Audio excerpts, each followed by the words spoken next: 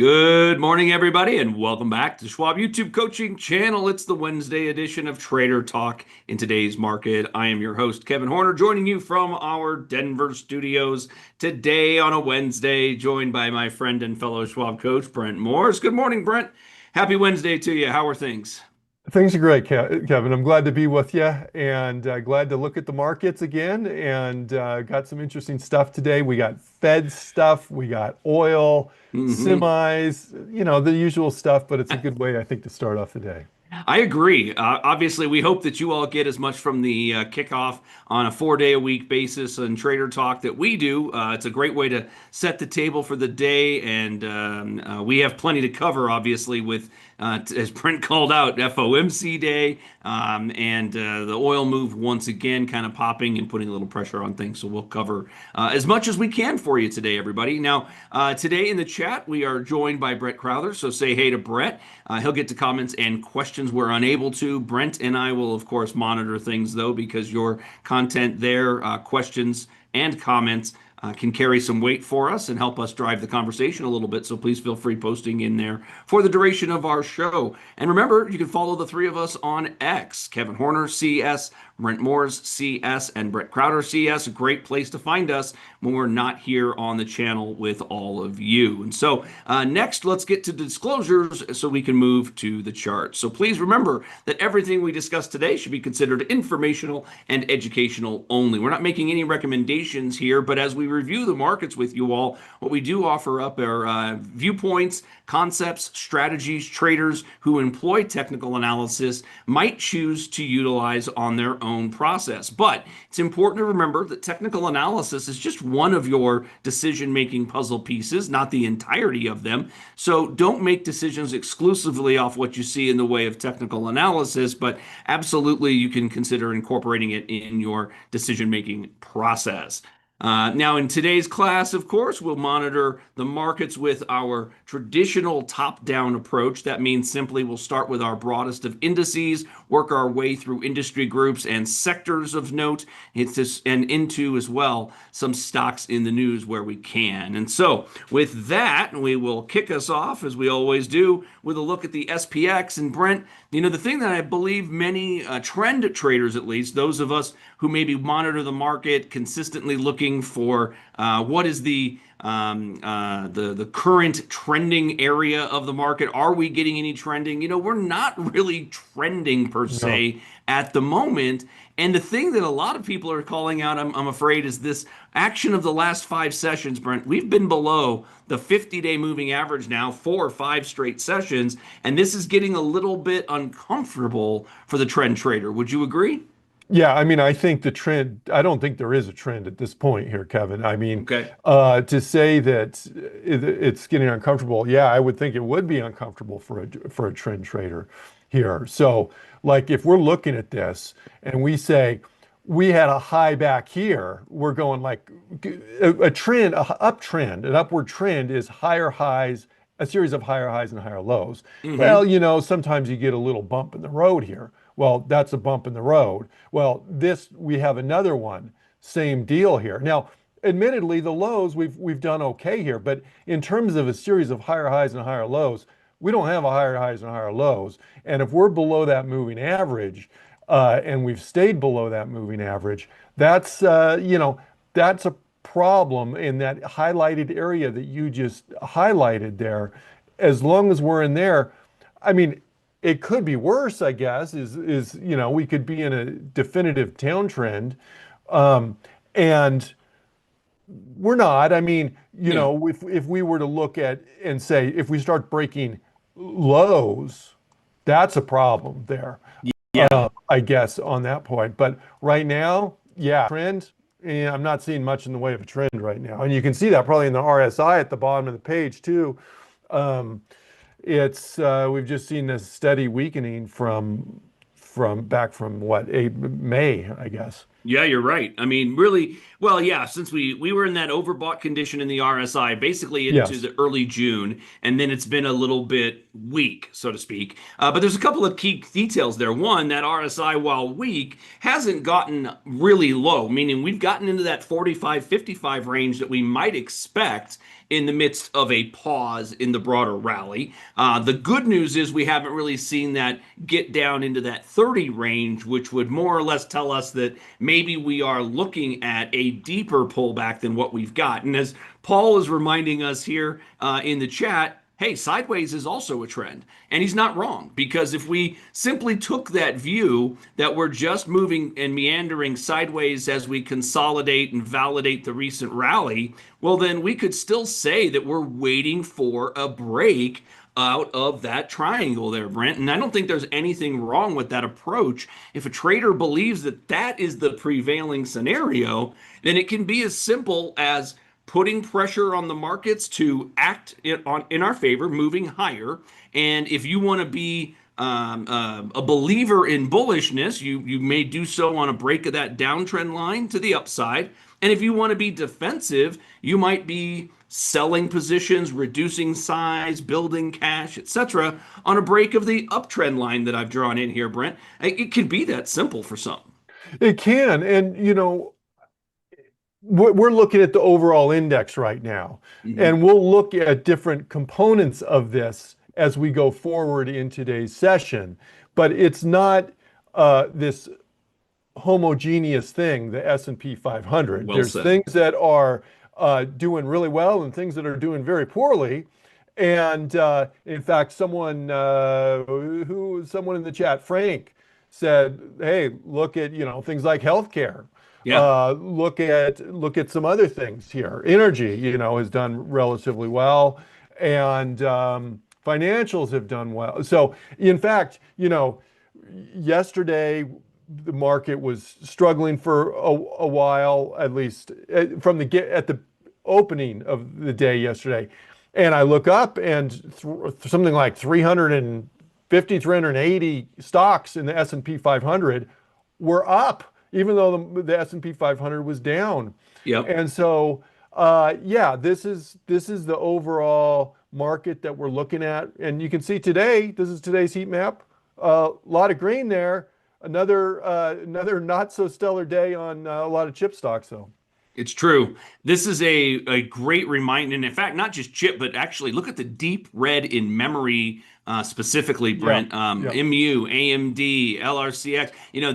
These companies that were the darlings in the rally, right, that carried so much, are getting beaten up. Now, what's interesting to me is that as we saw on the SPX chart, let's go back and let's look at this just a little more. We had a request to check it on a weekly, so it's never wrong to look at things on a weekly basis just to offer a little additional context. It's Yeah, real hard to it's be good. very negative on a chart that looks quite like this, everybody. I mean, that's building out.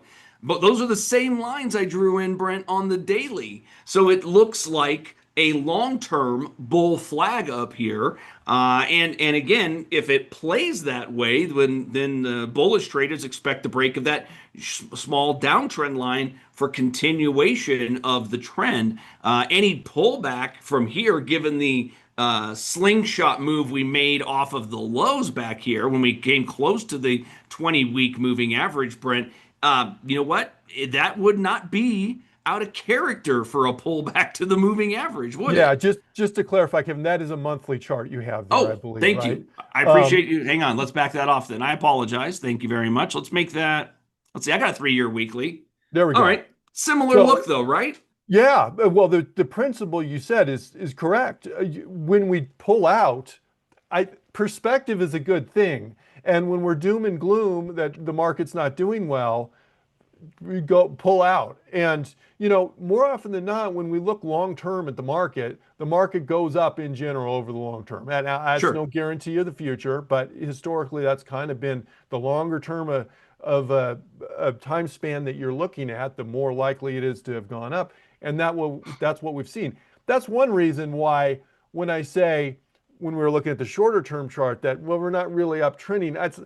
I'm not saying that's necessarily a bad thing, because if it just always uptrended, look, we'd just be setting ourselves up for a massive bubble, perhaps. But Yep. so this kind of sideways-ish pattern, just kind of letting the index kind of catch up to itself, letting earnings to come through and allow for higher valuations at some point, if earnings come in, because you can just get ahead of yourself otherwise on that. You're right about that. And you know what? I think the thing that we commonly do as traders, Brent, is we get bogged down by the idea that what was working for the window of time that was working really well needs to start working immediately again. And that's not been the case, Brent. Look at our this is this column I'm sorting by is the 1 month change. We've had a big pop in energy, but look at our leadership alternatively. Staples, healthcare, financials, and real estate at the Yeah. top. Our laggers are our offensive groups, traditionally speaking, your discretionaries, communications, and tech really getting a lag. But the thing is that's interesting is that the SPX isn't selling down simply because it has all of that additional allocation, Brent. Lots of financials, lots of industrials, lots of healthcare. That's why the SPX is sideways as opposed to breaking down. Whereas when we look at the NASDAQ, it clearly looks a lot different, doesn't it?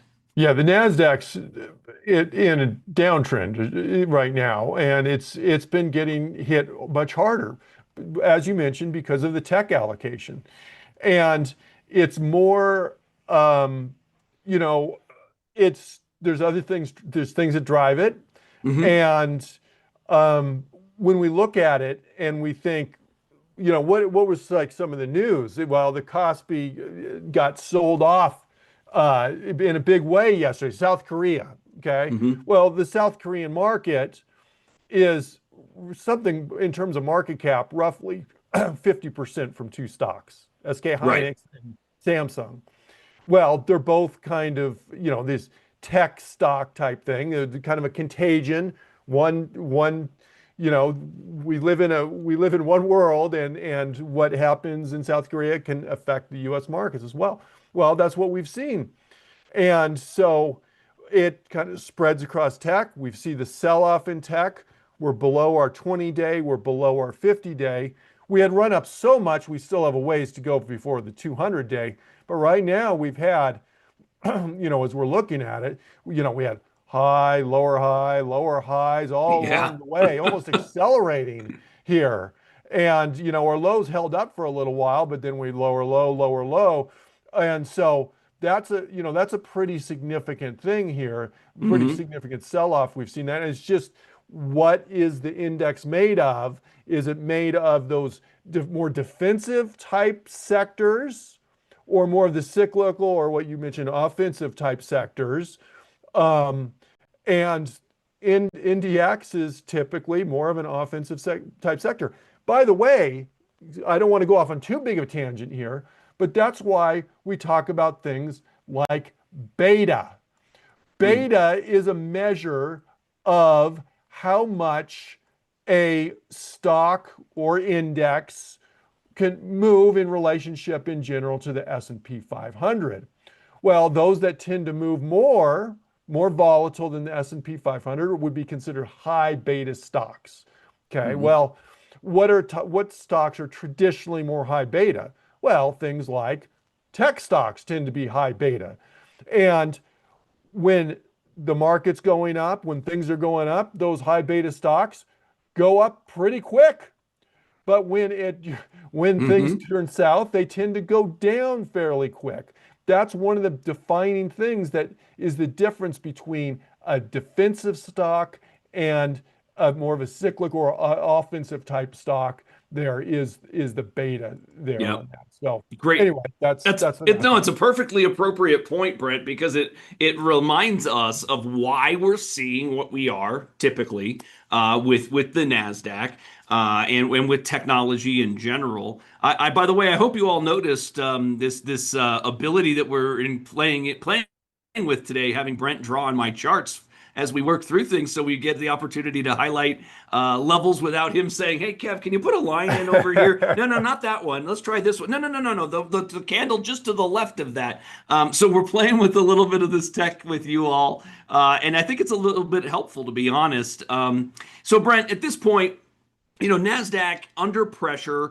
The it's a little bit of an unwind, but it's also not necessarily a breakdown. And I think that's the big reminder. What we're seeing is a bit of a rotation into some of those laggard groups, and they've been performing better in the last month. Those laggards have than our leaders. Now, Brent, let's move to Russell briefly, and then we want to definitely discuss oil. We definitely want to answer some questions as it relates to today's FOMC decision. So first of all, looking at the Russell, I thought I was really encouraged by Russell's action yesterday, Brent. Check out yesterday's candle, a beautiful hammer right Yep. at support. It's holding up, and that 50-day, that's the purple line. It's a key level, I think, here, and it seems like we're bouncing off of it. And the last month hasn't been super great, but it's this is not the Nasdaq. This has Yeah. not just been falling apart, really. We've been kind of tailing off a little bit. So we'll see. And as we often mention when we talk about small caps, these certainly can be affected by interest rates, and and it's actually held up remarkably well given what Yeah. rates have done there, Kevin. And we'll see. Not just we have this Federal Open Market Committee decision today, but there's also be a narrative around the decision and a Hmm. statement. And I don't know. They say they're going to pare back on the amount of information they're giving out on and only kind of say what they know. But still, I think it'll probably be helpful and interesting. And when we look at interest rates, keep in mind this. This is the 10-year. And Yeah. when we talk about Fed interest rate decisions, we're talking about the Fed funds rate, the very short term versus a 10-year.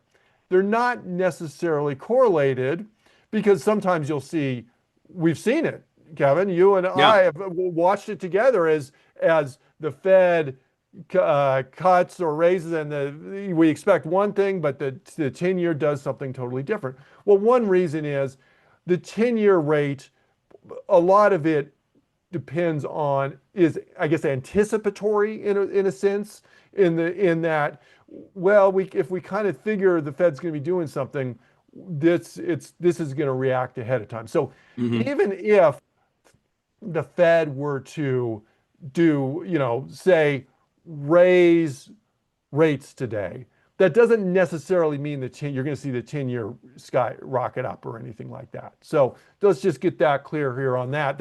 But this is the 10-year. This is what this has been doing. So when we say small caps have done kind of surprisingly well, we're saying that because the 10-year is what, at 4.6% right now. Yeah.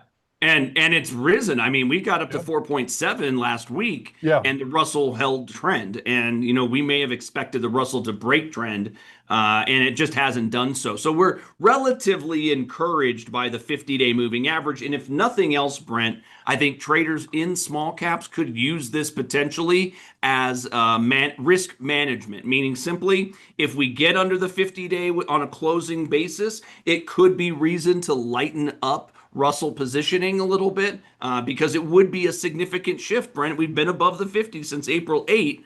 And the rest of the market, what we've witnessed is movement below the 50-day, which could be validating of a potential new trend shift. But we haven't seen necessarily that, at least not in the Russell just yet. Now, let's talk a bit about that expectation for today's FOMC. Yeah. Now, it was floated this week by, I think it was Citadel, that there may be a surprise rate hike on deck.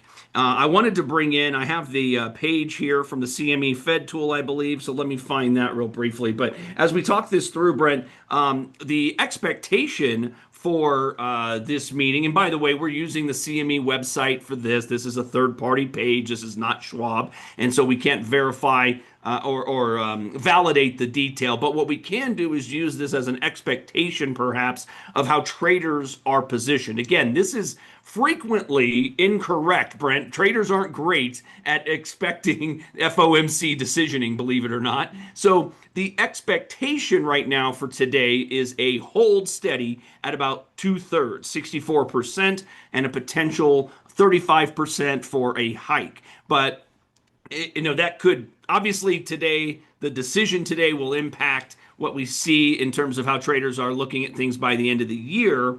But Brent, I think if the question was posed, what happens to the market if we get a surprise hike today? And my expectation would be a relatively negative reaction to such a decision if the Fed made that call. Yeah, that's probably true. And I don't mean to overstate it. And as Chris brought up in the chat, I'm not necessarily saying that the small caps are as correlated necessarily to the 10-year as they are to the Fed funds rate, but just realize that they're not necessarily correlated. Not directly 100% correlated in the short term. The 10-year and the Fed funds rate.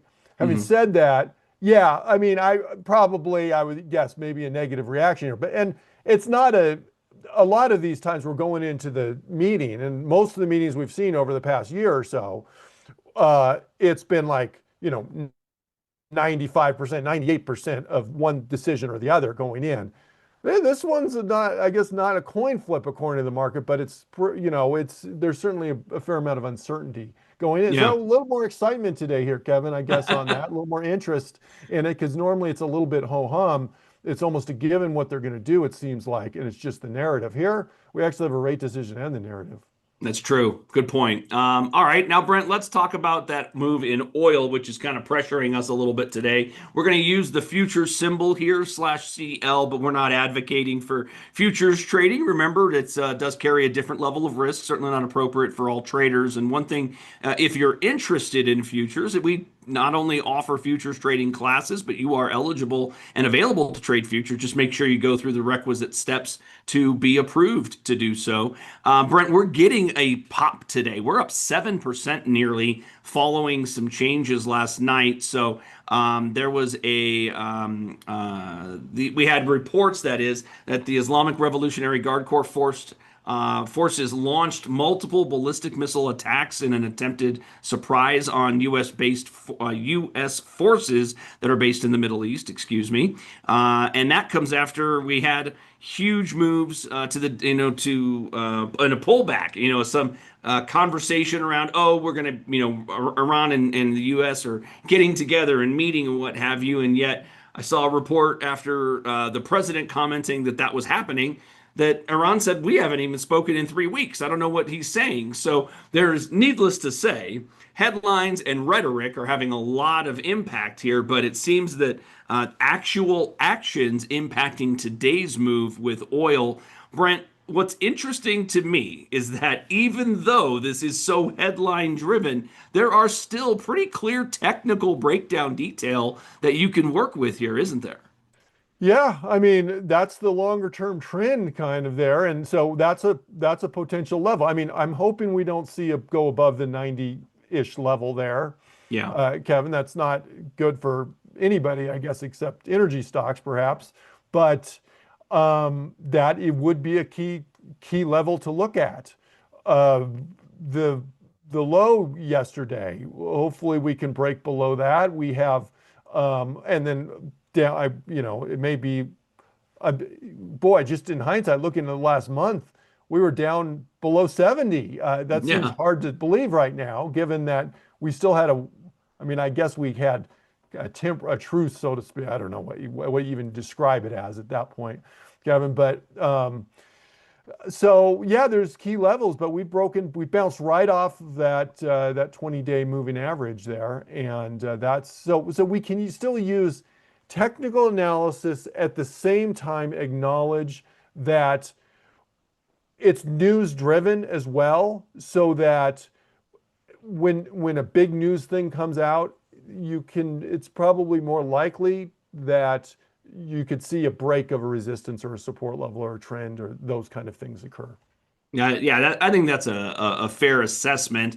At the way that this is shaping up right now, Brent, moves under the 20-day are going to be constructive for the broader market, right? We're going to probably find that to be a bit of a push, a tailwind for the markets if we can get back below the 20-day. But if we break that downtrend line we drew in there, like you said, right around 90, if we break that to the upside, guess what? We're going to have some headwinds, broadly speaking. It's going to be inflationary pressures, and we don't need to see that, obviously. That's something we need to see continuing to cool as opposed to stay hot. That's going to be problematic for the market to digest, I'm afraid. So we'll, as we always do, keep an eye on oil because it's such an important aspect here of what's happening in the current market environment, at least. So we'll watch that with you all. Now, Brent, let's move on and hit up the semis, off another 2% today.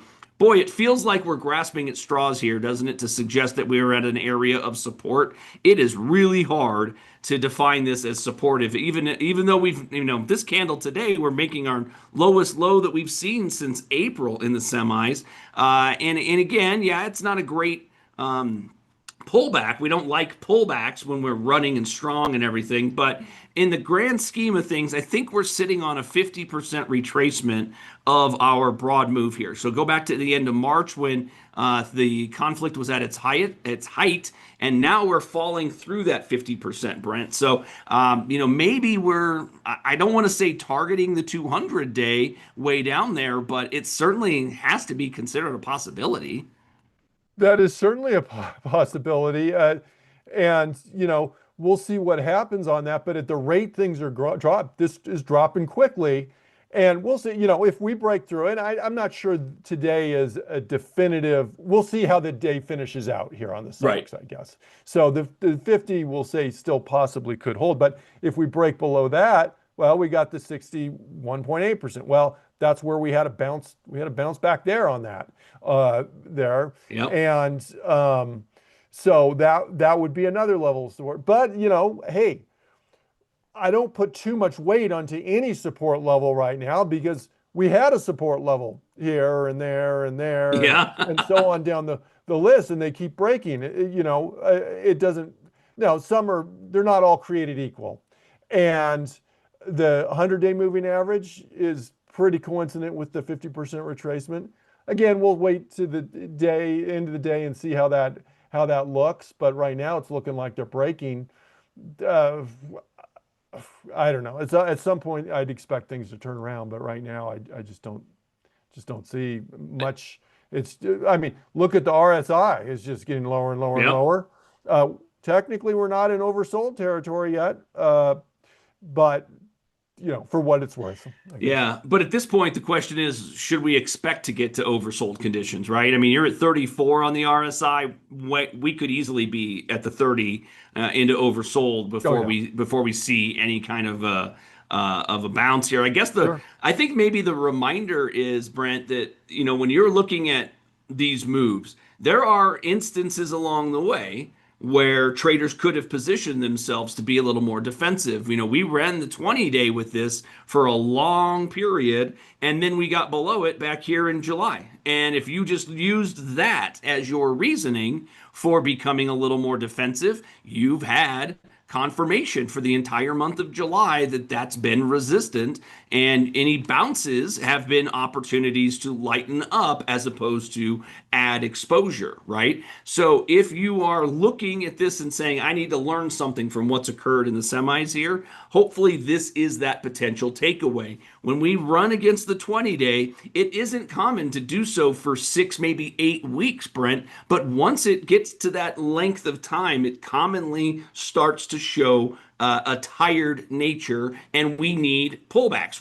Just the nature of the market. We have to get pullbacks to areas of support to continue the rally, and then sometimes those areas of support are far deeper than we want. So try not to battle against the desire to see the market go higher versus what we are watching happen, Brent. It's difficult, isn't it? It is very difficult, and the thing is, at some point, I'd expect, the stocks to turn around in semiconductor. And when it turns around, there's a good chance it's going to turn around pretty quickly because when stocks go down quickly, they can go up quickly, and vice Hmm. versa. That's the type of thing. But right now, if we're just looking at the chart and we're just doing technical analysis on this, what we're seeing is potential bear flag. We have a flagpole and a flag like that. We have a Yeah. flagpole. I don't know where that's going to end, but when it bounces, would it be unreasonable to think that maybe it's going to kind of give us a flag at that point and then Yeah. then at that point break down? It may do that. That's what I think a lot of technical traders would consider. But at but maybe not. Maybe it continues up and the flag theory goes out the window there. But right now, that's the technical pattern that we have. That's technical analysis is we look at what's happened in the past. Yep. It's bounced off a support level. It's bounced off a resistance. We have higher highs, higher lows. So our assumption is it's going to continue. In other words, like the trend is going to continue until it's proven otherwise. At some point, we'll get proven otherwise. It goes back to the whole adage, past results aren't predictive of the future, or however we say that.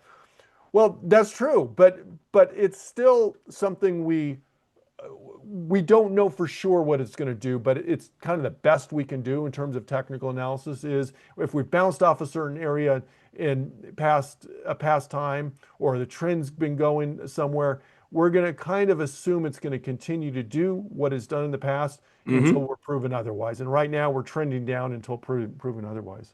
It's a great reminder. Technicals don't tell us what's going to happen. It just helps us know where we need to keep a closer eye. Yep. In this case, Brent, if we get back up above the 20-day in the next week or two, that's going to start presenting as a bounce.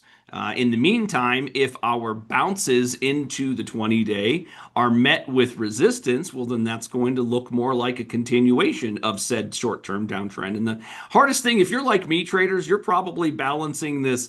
Hey, I see it breaking down, but I don't want it to break down, and it could just as easily bounce as it could continue lower. So maybe I don't want to sell. But this is where, we need to lean heavier into our process and our plan and be a little bit more disciplined. And I'm speaking to myself when I say this as much as anybody else, everyone. It's important to follow our plan and be willing to move out when you feel that weakness leading you lower. If that's the case and you feel like you're not capable of riding the downtrend out, well, then it's probable that you are overinvested with dollars because your emotions are leading your decision making. And what we want to get to is a point where we're making decisions that are unemotional. That's a much more consistent and certainly longer term, more capable of staying in the game, Brent, if we're making decisions that way. Yeah, and from a broader portfolio allocation perspective, this is one reason why most traders don't just load up on stocks, you know, semiconductors, for example, when they're doing really well, because they have the knowledge that, yeah, things are going really well, but that's a season for it. And at some point that will change and Hmm. they won't do as well. And it's hard to know when it's going to shift. I mean, if you were loaded up on semiconductors back in April, um, you would have been doing great Yeah. there. Um, but by the time you realize it's turning around, it's already moved a little bit. And the same thing's true on the downside. By the time we realize this downward trend is breaking or changing, there's a good chance we'll be well off of our bottoms. That's why it's hard to pick lows or pick Yes. highs for that matter, is because, yeah, you can try and pick the low, but more often than not, it seems like people are wrong in doing that. I certainly know I can't pick the very low. And so what we look for is signs of the turnaround. But by the time you get the sign of the turnaround, it's actually already gone up. If it's a volatile index or stock, Yep. it's gone up a lot at that point. It's already gone, you're up, 10, 20% off the low already by that point often. You know what, Brent? That just speaks to, in my eyes, this speaks exactly to why traders who piece in a little bit here and there on those Yes. initial first signals are a little bit happier. Only because the reason that we traders like to think that we can bottom tick an entrance is that we want to be right. It's not always about making money for some reason. It should be just that. Can I be making money? Can I be profitable? Yeah. But I battle this. I was wrong. I don't want to be proven wrong. If I'm Yes. wrong and I sell, then I prove that I was wrong. Why don't I just stick with it? And those conversations you're having in your head are detrimental to your success, unfortunately. And Brent, it's exactly why, up here, as an example, when we break that 20, it doesn't mean you got to sell everything, but if you're uncertain and you sell some, well, then maybe now you're in a position to manage lower moves and not be as hurt by those short-term downtrends, right? I mean, it's just Yeah. the same thing on the other direction. You're right that you won't know the trend is reasserted until it's 10 or 15% up. But if you're using early entry signals and deciding, oh, I'm going to just take a shot right here, I'm going to throw 10% of what I normally would at it, and then it goes in your favor, then you add to it when you get a little bit more comfortable, add again when you get a little more comfortable, can be a better way for some traders to manage that process a little bit. So I think that's perfectly appropriate considerations. Now, Brent, I saw a question about, okay, two things. One, saw a question about the SPX equal weight. So I thought we could look at that because Yeah. briefly, the equal weighted index, this is really validating, Brent, of what we were looking at on the Market Watch Yep. tab earlier, right? Yep. The knowledge that we're being led in the short term by some of those laggard groups, the financials, industrials, healthcare, et cetera. And Brent, this chart, I think, presents exactly that. Yeah, that was an all-time high yesterday on the SPX equal weight. And Yep. so you see a big difference between that and the SPX. And like if you bring up, in fact, could you bring up a heat map real quick here, Yeah. Kev, on that? When we look at this heat map, and here's the S&P 500, and you go the normal S&P, you see, Apple, that's a monster. Nvidia, huge. The size of the rectangle basically that they take up, the real estate there is how much impact they have on the S&P 500. Yep. Well, you look at, I can't even read the symbol down here. I don't even know what that is there, or ADP, which is smaller, but you're giving this as much weight as that.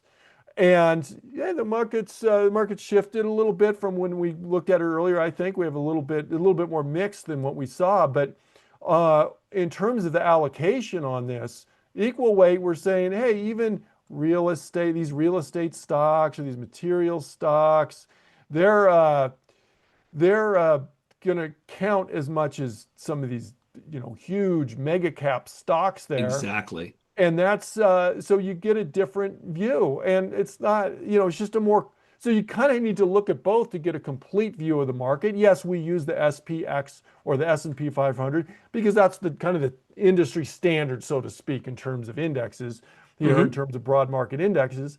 But this gives us a bigger view here on that.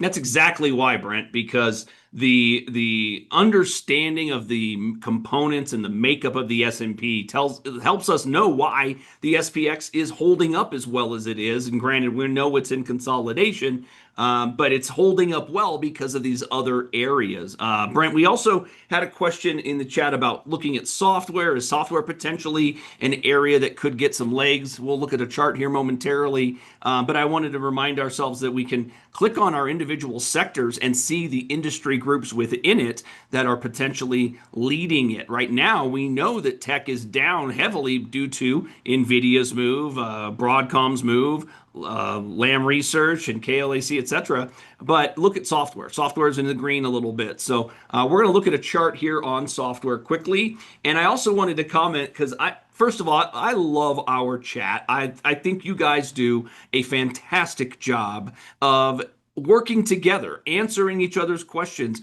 bringing to the table your own experiences. It's what makes the Trader Talks channel, I think, such a valuable tool for all of us as investors and traders. But this conversation going on most recently about what do you do if you sell, you follow your plan, you deal with the idea of weakness, you reduce position size only to watch the market reverse course. What do you do then? Well, some of the conversation thereafter is so on the nose.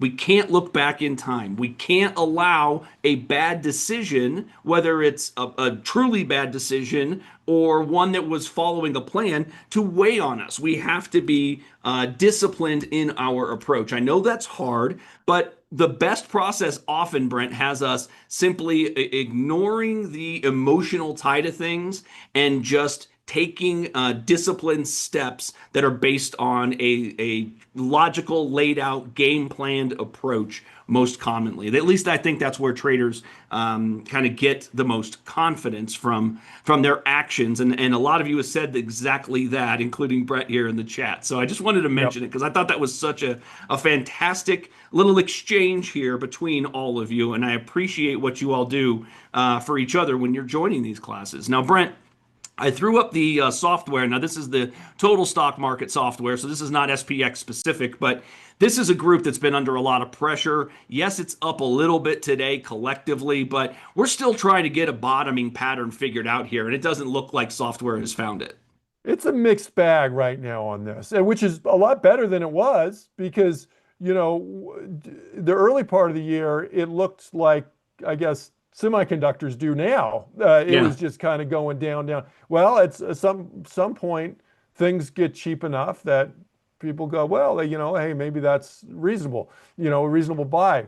Well, it's not a definitive trend right now. I would just say it's just kind of a mixed bag going sideways right now, which is, I guess, better than, you know, it could be. But in terms of like moving averages, moving averages are, you know, look at the 20 and the 50 day, they're kind of crossing each other and whatnot and going sideways.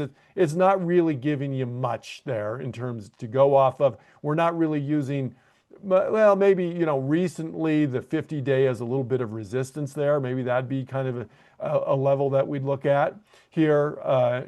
Just saying, like, kind of right here, we bounced off it there and there, I guess I would say, and there, and that's pretty, we'll call that kind of the same area as the 50 day. That would maybe be a little bit of a resistance that if we break through that, that'd be a positive sign. Sure would. But given that for the most part, it's just been kind of, you know, up and down sideways for the last several months here. Just even if we break above that, there's no trend at that point, I would say. Yeah, not a trend shifting move, but it could at least allow the group to scoot up to the 200 day there, which would be a good rally percentage wise. Not terrible at all. Brent, we had a couple of stocks in the news that I wanted to cover. And interestingly, one of them is in semis. And, you know, Texas Instruments has been in a bit of a pullback mode as well, possibly in an area or a zone of support, I suppose. But Arete analysts upgraded Texas Instruments to buy from neutral. They put a target on it at 405. Brent, that's a pretty significant premium relative to where we are, though we know we never can never guarantee price targets, of course. But, you know, it's nice, a little bit of confidence maybe for the semis here with this upgrade in particular. Yeah, I mean, Texas Instruments isn't really reacting that well to it today, but that, you know, it's when you're looking at individual stock in the midst of this overall river, so to speak, of semiconductor activity, it's hard to swim against the stream, so to speak, swim against the current, even though you have an upgrade. But yeah, that's a pretty, I don't know if ambitious is the word, but that's a fairly high price target on that. And so, you know, we'll see on that, but probably, you know, right now we don't have any upward momentum right now. You can see that reflected in the RSI. You know, for those of you, when I talk about upward momentum, yes, you can look at the price, the stock. You can also look down here, and the RSI can be an overbought, oversold area indicator, but it can also be a momentum indicator. When this is heading down, that's going to be more downward momentum. When it's heading up, it's more upward momentum. And so it's a multi-purpose indicator, so to speak there. That's one reason why I think it's a pretty cool indicator. And then, of course, you have overbought areas and oversold areas. But just for short-term moves, you can use that to try and help you with, you know, kind of getting an idea of momentum there. But you probably don't even need that. If you see the stock going down 5 days in a row or something like that, that's a pretty good sign the momentum's not very strong either. Yeah, it's true.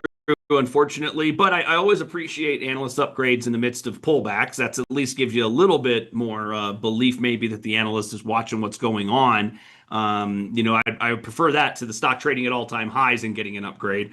So the other one that I wanted to touch on very briefly, since we're just about at time, Caterpillar got a downgrade today at Bear, downgraded to neutral from outperform. The stock had been running aggressively, Yes, they had. beautiful uptrend. And Brent, it looks like the 50-day uptrend line had been broken here. You've got a 20 crossing the 50-day. So they've not only been downgraded to neutral from outperform, they've reduced the target. It was 1,200. They've reduced it to 9 now. So that seems notable as well.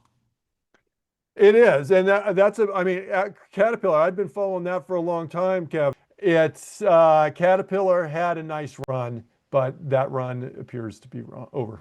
Well, in the shorter term trend, yes, clearly the 50 Shorter day is term, no yeah. longer Yep. support, and what once was support could now be resistance. And I drew in that bear flag that we're seeming to break, having broke this week. The potential target could easily be the 200-day moving average, or at least this zone right above it. So from a technical basis, this is going to become an area to monitor in the near term here on CAT. But I think, unfortunately, we are at Yep. time, Brent. Again, big thanks to all of you for being here and again supporting each other in the chat. I just am such a believer in what is going on in our chat functions. We really appreciate all of you. Brent, thank you. Big thanks to Brett Crowder, that is, in the chat as well, who was active today. So thanks to all of you for being here and supporting us. Make sure you follow us on X if you liked our conversation and it's helpful for you as you set your table for the day. Hit that thumbs up down below for us. We get this reviewed and into the archive shortly hereafter, and that'll help us out in the algorithm. So as always, have a great rest of your Wednesday, everybody. Remember to keep it tuned to the channel here as we continue to discuss expectations for the day today, everybody. Have a fantastic afternoon. We'll see you all again real soon.